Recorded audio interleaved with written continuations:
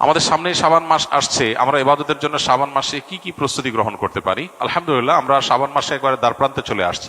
খুব শীঘ্রই শাবান মাস শুরু হতে যাচ্ছে। শাবান মাস এমন একটা মাস যেটা নফল রোজার জন্য আদর্শ মাস। নবী করিম সাল্লাল্লাহু আলাইহি সাল্লাম সম্পর্কে আম্মা জান আয়েশা রাদিয়াল্লাহু আনহা বলেছেন, কানা ইয়াসুমু শাবানা মা লা ইয়াসুমু ফি গায়রি।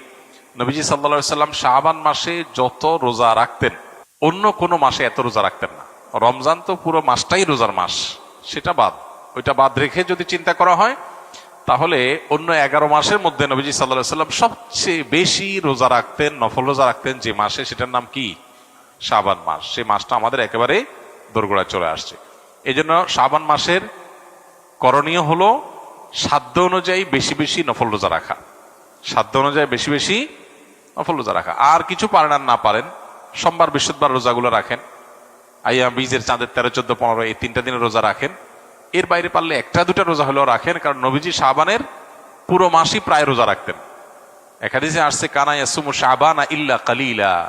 নবীজি শাবানের কয়েকটা দিন, শেষের দিনগুলো বাদে প্রায় সবগুলো দিন রোজা রাখতেন।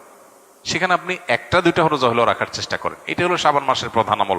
এছাড়া বাকি রুটিন আমল যা আছে তা, অন্য নামাজে মাসে 5 ওয়াক্ত নামাজ আছে, এই মাসেও 5 ওয়াক্ত নামাজ আছে, অন্য মাসে যা যা আছে এ মাসেও তা আছে। এ মাসে এক্সট্রা বলতে একটা জিনিস আছে, সেটার নাম হলো নফল রোজা বেশি বেশি রাখা। এছাড়া লাইলাতুন নিসফি মিন শাবান বা মধ্য শাবান রজনের ফজিলত, সেটাও কিছুটা সাব্যস্ত আছে।